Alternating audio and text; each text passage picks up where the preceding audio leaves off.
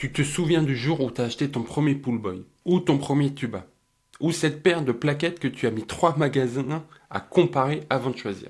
Tu es rentré chez toi avec le carton, tu l'as posé sur la table, tu t'es dit que cette fois c'était bon, tu avais l'outil qui te manquait. Tu l'as glissé dans ton sac, tu l'as utilisé une fois, 2 fois, 10 fois. Ta nage est globalement restée la même. L'accessoire est encore dans ton filet aujourd'hui, tu le sors par habitude.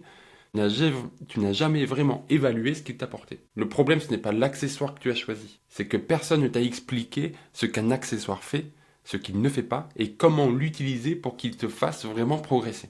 Et bien, c'est ce qu'on va poser ici en 3 règles. Bonjour et bienvenue sur Swim Smart. Je suis Théo, éducateur sportif, entraîneur de natation et créateur de Swim Smart, le podcast qui t'aide à intégrer la natation dans ta vraie vie. Pas dans une vie idéale où tu progresses uniquement par la force de ta volonté, non, dans ta vraie vie où la question juste c'est comment concrètement tu utilises ce que tu as dans ton sac. Et pour ceux qui ne me connaissent pas encore, Swim Smart c'est quoi? C'est tout un écosystème de contenu gratuit, le podcast mais aussi la newsletter, et du contenu payant, des formations, des capsules techniques, des plans d'entraînement. Et aujourd'hui, on va parler de matériel. Alors pas des marques, pas des coupes, pas des prix, non, de la méthode d'utilisation. Et tu vas pouvoir l'appliquer dès ta prochaine séance sans changer un seul objet de ton sac. Et cet épisode est soutenu par la Maison de la Piscine. C'est une collaboration commerciale qui va prendre plusieurs épisodes. Et je suis ravi de cette collaboration. Pourquoi? Parce que tout simplement, depuis que je suis maître nageur, donc depuis 2014, les piscines dans lesquelles j'ai travaillé, quelles qu'elles soient, se fournissaient chez la Maison de la Piscine. La Maison de la Piscine, c'est un fournisseur de matériel pédagogique, de matériel d'apprentissage. Dans la piscine où tu vas, il y a sans doute des frites, des planches, des pull boys, des lignes d'eau. Et bien tout ça, on le retrouve dans la Maison de la Piscine. Donc c'est tout naturellement que je suis ravi de cette première collaboration commerciale chez SwimSmart. Je te remercie, toi qui écoutes et qui t'abonnes, parce que c'est grâce à toi que c'est possible. Je remercie Geoffroy, directeur de la Maison de la Piscine, pour la confiance, pour cette collaboration qui, je l'espère, va en appeler d'autres. Et Geoffroy, justement, tu vas l'entendre un peu plus tard dans cet épisode. Il y a une mini-interview de lui. Geoffroy, rapidement, c'est un ancien maître nageur, un ancien éducateur. Il a été vice-champion de France par équipe. Je ne vais pas donner l'année, Geoffroy, pour pas te vexer. Et la grande particularité, et c'est ce qui a fait que on a mis cette collaboration en place, c'est qu'il a des valeurs qui sont très proches de celles de SwimSmart. Le créneau de la Maison de la Piscine, c'est de se dire quel est le besoin du nageur et comment le résoudre de la plus simple des façons. Et justement, si en m'écoutant, tu te dis que ton vrai blocage, c'est moins ton matériel que ta méthode, de la manière dont tu s'en sers, le diagnostic SwimSmart est fait pour toi. C'est pour toi que je l'ai créé. Il est conçu pour clarifier où tu en es dans ta natation et où tu veux aller dans ta natation. Donc tu as 10 questions, 3 minutes et tu as un profil de nageur qui te dit ton blocage. Mais surtout, parce qu'un profil c'est bien, mais un plan d'action c'est mieux, tu reçois par mail un plan d'entraînement pour te mettre le pied à l'étrier. Ce diagnostic, tu le trouves sur internet, swimsmart.fr/diagnostic. Le lien est dans la description. Et nous, on s'intéresse au matériel, aux accessoires. Pourquoi, comment, c'est parti.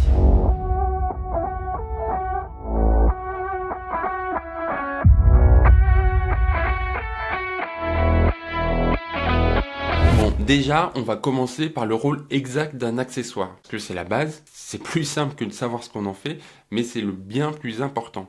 Un accessoire, ça sert à quoi? Ça sert à libérer une contrainte précise, pas plus. Ça va pas bouleverser ta nage, ça va pas métamorphoser ta façon de nager, non, ça va libérer une contrainte en plus. Ça va permettre d'éliminer une friction. Parce que quand tu commences, quand tu veux progresser, ton cerveau, il n'est pas capable de tout gérer d'un coup. Les mouvements, la respiration, l'équilibre, la propulsion, la rotation, le repère spatial, le rythme, la peur certaines fois, tous ces éléments, il faut apprendre à les gérer. Et avant qu'ils soient automatiques, ça demande de la concentration, ça demande de la réflexion. Et c'est pas évident de tout faire d'un coup. C'est pour ça que l'accessoire est là pour libérer d'une contrainte. Donc un accessoire bien utilisé, son but c'est de libérer un de ses flux, libérer un élément pour que ton cerveau puisse se concentrer ailleurs. Si tu prends un tuba par exemple, c'est pour libérer la respiration. Le pull boy, lui, il va faciliter ton équilibre, ta flottaison. Les plaquettes vont renforcer tes appuis, etc., etc. À chaque fois, il y a un élément qui est libéré, qui est facilité. Et ce qui permet à ton cerveau d'avoir un élément en moins à gérer. Et donc pouvoir te concentrer sur ce qui reste. Et donc c'est là où tu vas devoir commencer quand tu vas choisir de mettre un accessoire dans ton sac. C'est cet accessoire, quelle contrainte il va libérer. Et une fois que tu as cette réponse, tu vas pouvoir réfléchir à est-ce que cette contrainte qui est libérée, ça me permet de travailler quelque chose que je veux travailler aujourd'hui. Si c'est oui, eh ben c'est le bon accessoire. Si c'est non, c'est que c'est pas. Il faut le laisser dans le sac, ça va être du bruit, ça va te gêner plus qu'autre chose. Je suis en train de me rendre compte que j'ai oublié un certain type d'accessoires qui ont un autre but, et donc je vais en parler brièvement ici, c'est de te donner envie d'aller nager, de te donner envie de te mettre en action. On en parlera plus tard, mais par exemple, un beau maillot de bain, c'est un accessoire, et son objectif, c'est de te donner envie, d'être un des éléments déclencheurs, et c'est important aussi d'en avoir. Donc voilà. Donc les accessoires, ça sert à quoi? Soit à te donner envie d'aller nager, et ce qui est déjà un très bel objectif, c'est très bien d'avoir ça, soit à libérer une contrainte pour pouvoir se focaliser sur autre chose. Et bien souvent, c'est là où il y a un premier piège. C'est bien souvent, on pense à un accessoire comme une béquille permanente, comme une aide permanente, plutôt que comme un outil pédagogique. L'accessoire, il ne résout pas le problème. Il va le cacher. Il va le mettre de côté. Si tu prends un pull boy parce que tes jambes coulent, bah le pull boy te porte, tu nages mieux pendant la séance, mais t'as pas appris à nager correctement. T'as pas amélioré ta nage, t'as juste caché le problème. Et donc le jour où tu vas retirer le pull boy, bah le problème il est exactement pareil qu'avant. Parfois en pire parce que ton corps, ton cerveau s'est conforté dans une façon de nager. Donc ton accessoire, tu le prends pour la bonne raison, et quand tu le prends, faut penser à l'impact que ça a sur ta nage et à pas se conforter dedans. C'est pour ça que dans les plans mensuels Swim Smart, j'alterne les éléments avec les longueurs avec accessoires et les longueurs sans accessoires.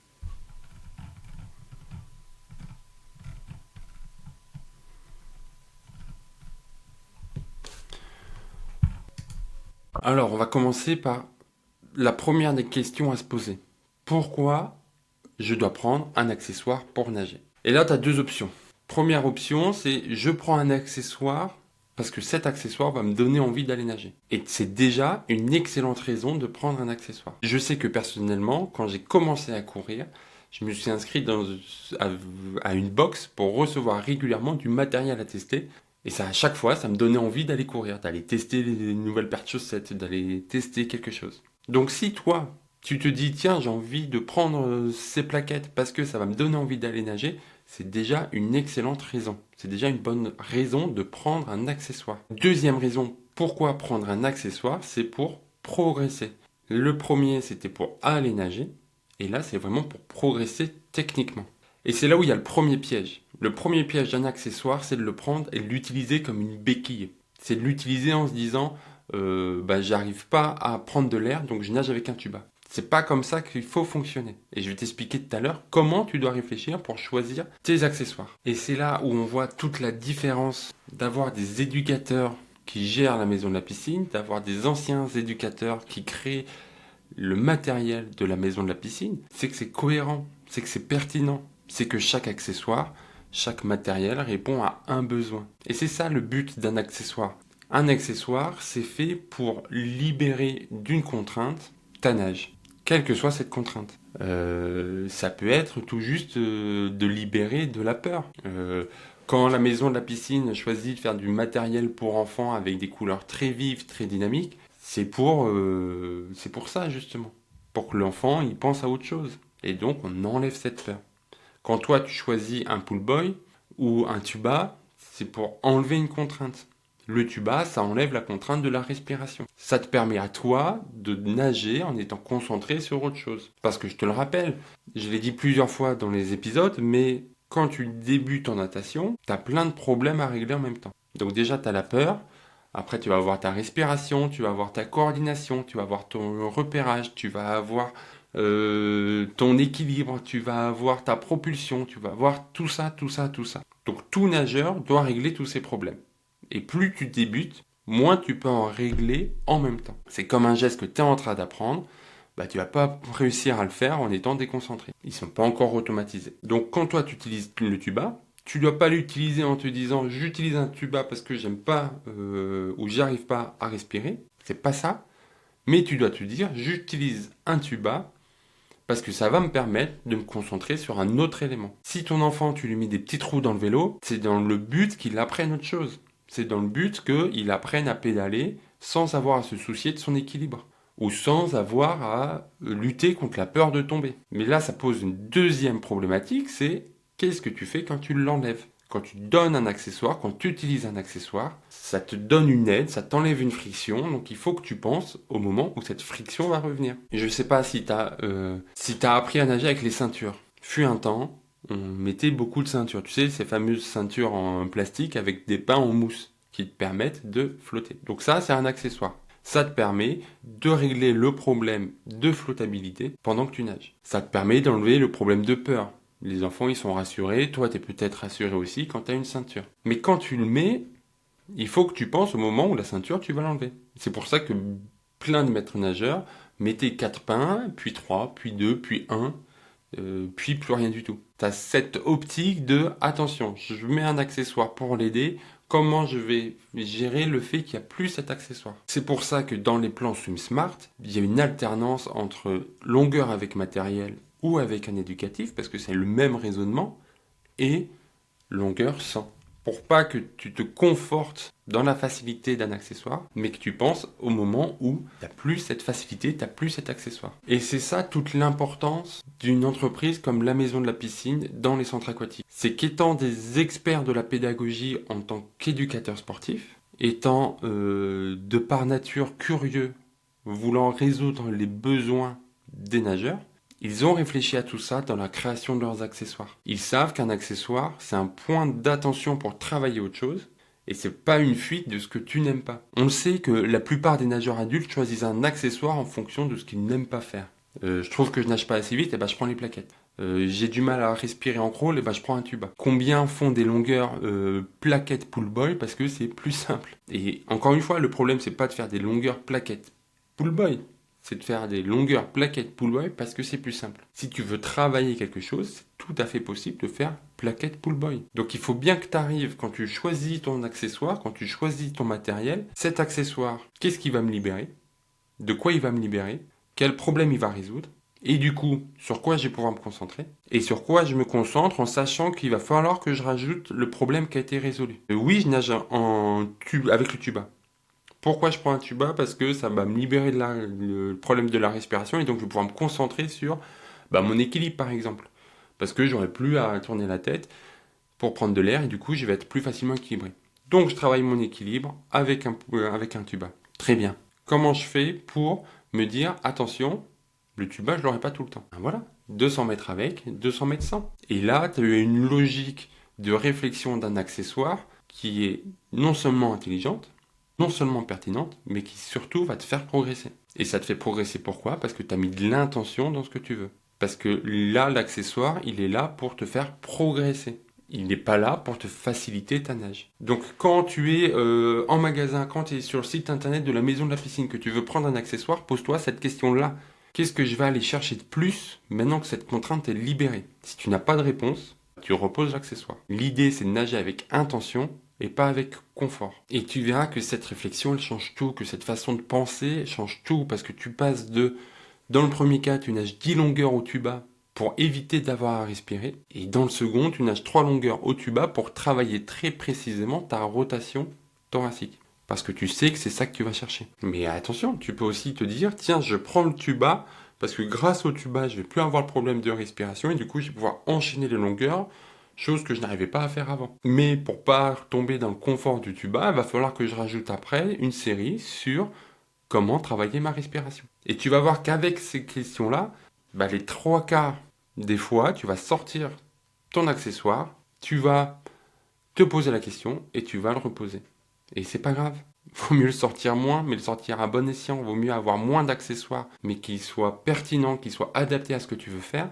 D'où l'importance d'avoir des créateurs d'accessoires comme la Maison de la Piscine qui sont maîtres nageurs, c'est important et ça change tout. C'est important d'avoir des créateurs d'accessoires qui se soucient de la progression des utilisateurs, de la progression des nageurs, qui connaissent les frictions que ça pose, parce qu'eux-mêmes, ils ont été nageurs, eux-mêmes, ils ont appris à nager, et eux-mêmes, ils les ont utilisés. Donc voilà ce qu'on a posé aujourd'hui. On a posé 3 règles qui changent ce que ton sac d'accessoires fait à ta nage. Premièrement, l'accessoire libère une contrainte précise. Si tu ne sais pas laquelle, tu ne le sors pas. Deuxièmement, tu penses à comment tu vas le retirer avant même de l'enfiler.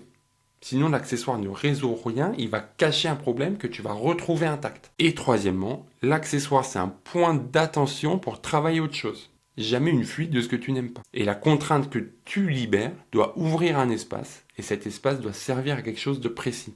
Je prends cet accessoire parce que ça va me permettre de résoudre ce problème et donc me concentrer sur autre chose. Et attention, si en m'écoutant tu t'es rendu compte que tu nages avec 2 ou 3 accessoires par séance sans jamais avoir posé ces 3 questions, c'est pas une faiblesse, hein. C'est juste c'est une voie qu'on t'a pas montrée. Donc dès la prochaine séance, tu peux la prendre. Tu peux la prendre sans changer un seul objet de ton sac. Et je te rappelle que justement le diagnostic SwimSmart sert exactement à clarifier où ton point d'attention principal doit être placé. Selon ton profil de nageur adulte qui stagne, l'accessoire jouera un rôle différent dans ton plan de progression. Pour certains, l'enjeu sera d'arrêter d'en utiliser, pour d'autres d'en utiliser un seul mais correctement.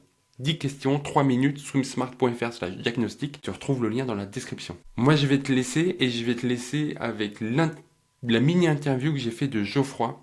Et tu vas entendre Geoffroy te raconter la philosophie matérielle de la maison de la piscine depuis l'intérieur. Bonne écoute, à très vite, salut.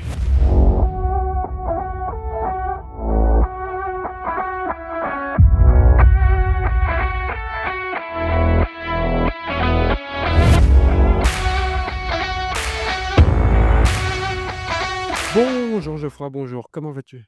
Bonjour Théo, écoute, ça va super bien.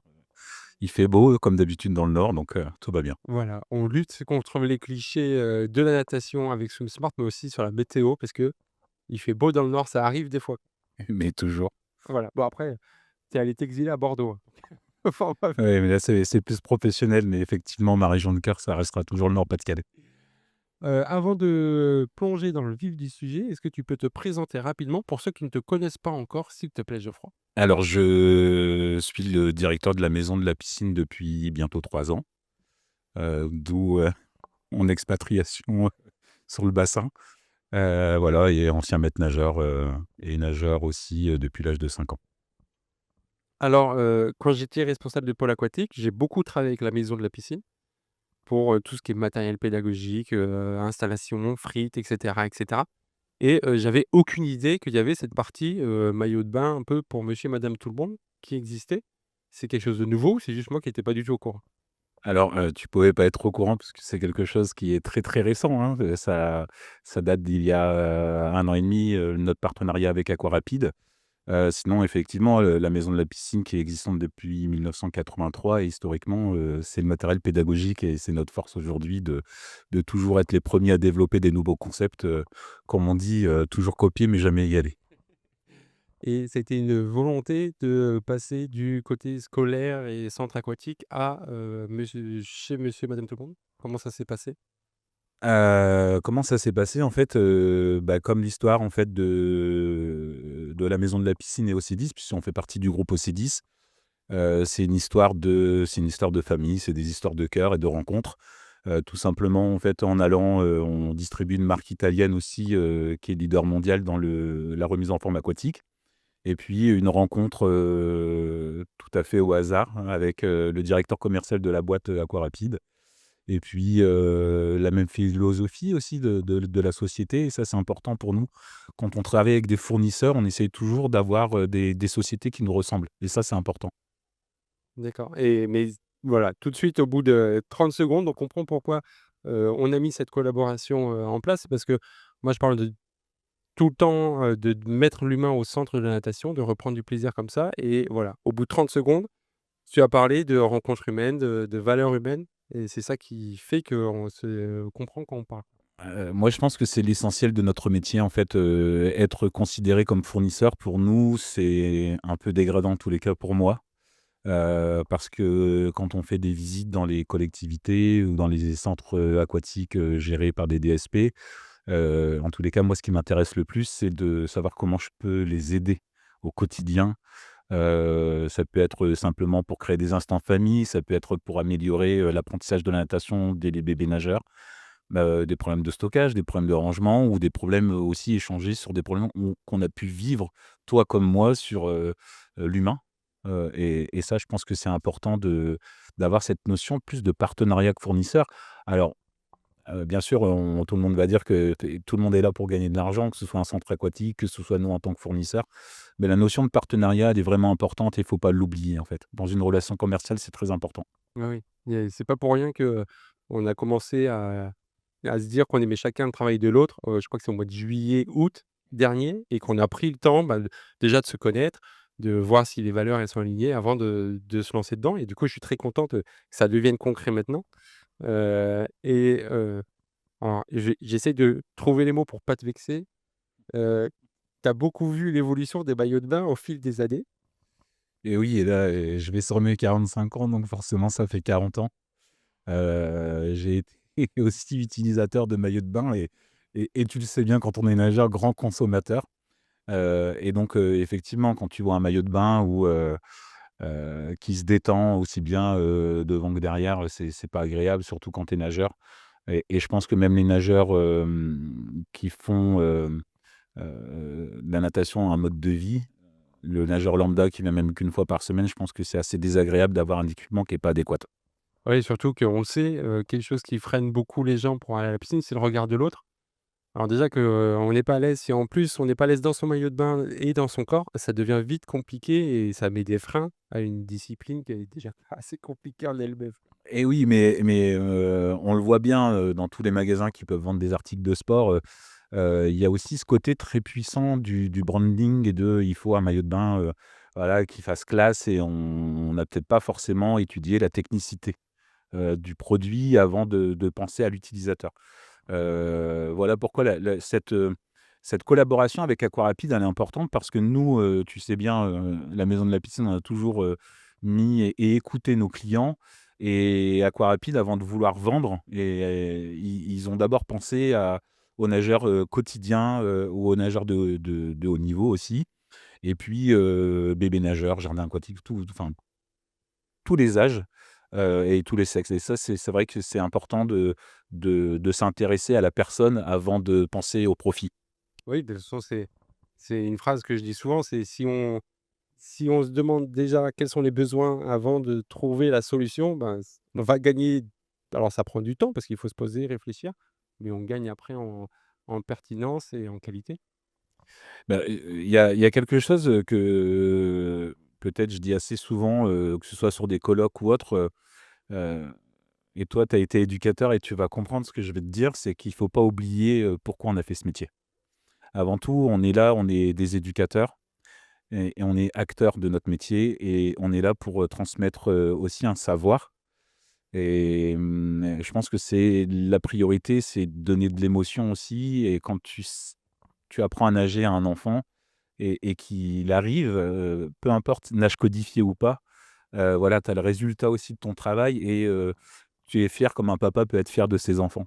Ouais. Et cette émotion, je pense que dans notre travail, au sein de la maison de la piscine ou dans n'importe quel autre métier, c'est important de le garder en tête et penser justement au pourquoi on fait ce métier, pourquoi on fait ce matériel ou pourquoi on fait ce produit. De toute façon, ça va avec la société actuelle qui se concentre beaucoup sur ce qui va pas. Alors qu'en fait, non, il faudrait se baser sur ce qui va et réfléchir à comment on peut accentuer ça. Et donc là, c'est le plaisir. Enfin, je me souviens à chaque fois que j'ai eu un nouveau maillot de bain, tout de suite, je me dis: «Ah, j'ai envie d'aller l'essayer, j'ai envie d'aller nager» et c'est le petit déclic qui peut te faire aller dans l'eau si tu as le bon maillot de bain. Et oui et c'est des souvenirs qui remontent un peu à longtemps maintenant pour moi, mais oui, je me souviens toujours d'avoir des maillots de bain unis, une couleur unie, pour aller, et spécifiques pour l'entraînement, si tu te souviens aussi. Et puis après avoir nos maillots de bain spécifiques pour la compétition et puis, forcément, tu as un peu tes gris-gris et tu veux ce maillot de bain-là, de telle marque, de telle couleur. Peut-être qu'à l'époque, la technicité était un peu moins importante, qu'aujourd'hui en tous les cas. Oui, tu sens vraiment, une grosse évolution, une grosse importance à cette technicité maintenant? Et oui, parce que, forcément, quand tu travailles avec quelqu'un, tu vas, écouter justement, ses arguments et avec Aquarapide, en fait, ce qui m'a touché, c'est qu'il était pas là pour me vendre un produit. Il était là pour me vendre l'histoire de sa société qui a 60 ans et quand ils ont commencé avec leur bonnet à fleurs. Donc voilà et donc ça m'a fait sourire et en même temps, je me dis: «Peut-être que ça va revenir à la mode». Mais en fait, c'est cette évolution où ils ont pas pensé à faire un maillot de bain pour femmes avec différents coloris et avec différents tissus. Ils ont d'abord pensé à, l'utilisateur. C'est-à-dire, tu le sais bien en piscine, tu vas avoir le nageur, quotidien, tu vas avoir le nageur un peu plus sportif, et puis, les nageurs de compétition et ou, le nageur loisir. Voilà. Et ceux qui pratiquent aussi, l'aquasport, l'aquafitness, que ce soit de l'aquabike ou de l'aquagym et donc en fait, des maillots de bain qui s'adaptent aux différents types de morphologie et des maillots de bain comme, on peut voir derrière qui va être plus racé, pour, la nageuse, quotidienne et les matières qui ont évolué et ça va de l'étude de la couture jusqu'à, avoir des coutures, plates, en nylon et qui sont thermocollées et non pas, cousues. Voilà, toute cette technicité, pourquoi, ils en sont arrivés là, voilà, c'est vraiment une histoire, qui m'a touché et c'est avec eux que j'avais envie de travailler. Ouais, ouais, je confirme, moi j'ai eu la chance d'avoir, les nouvelles collections qui vont arriver là et j'ai testé et j'ai été agréablement surpris, du confort.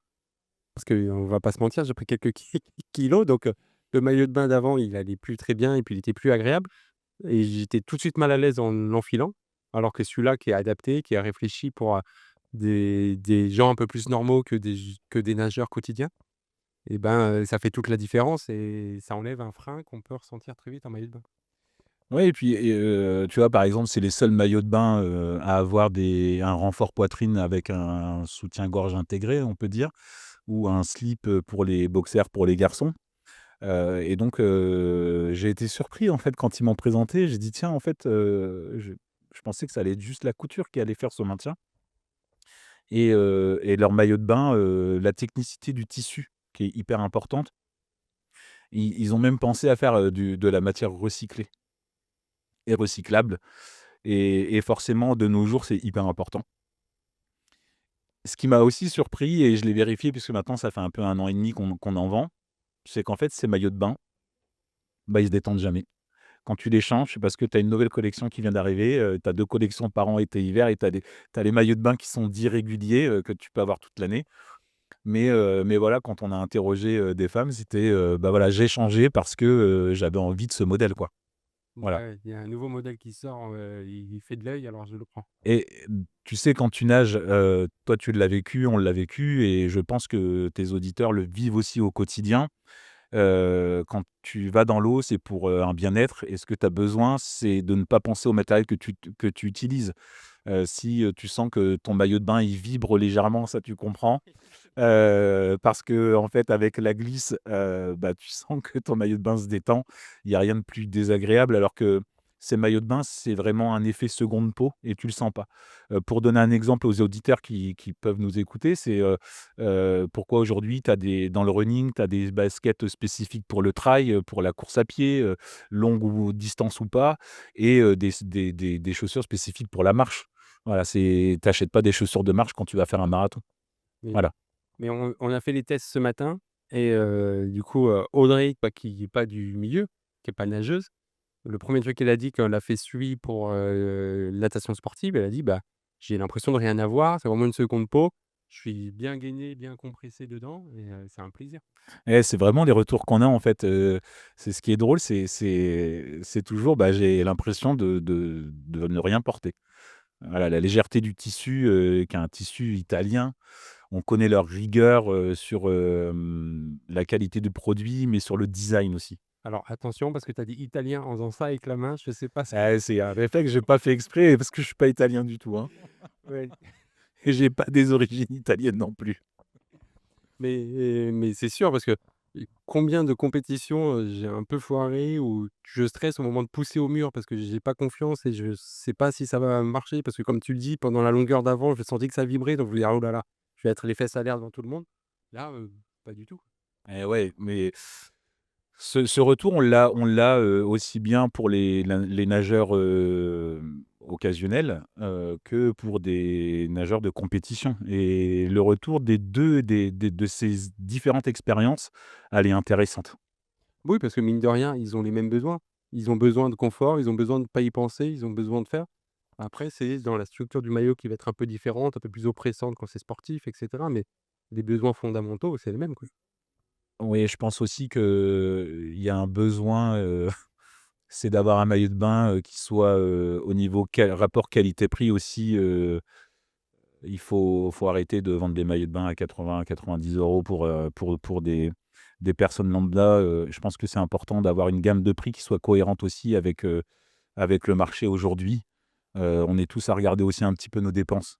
Voilà et j'ai été surpris justement, mais là on va à la source directement et on passe pas par des vendeurs de revendeurs. Ce qui fait que, effectivement, c'est des maillots de bain qui sont aussi, financièrement, très attractifs. D'acc tu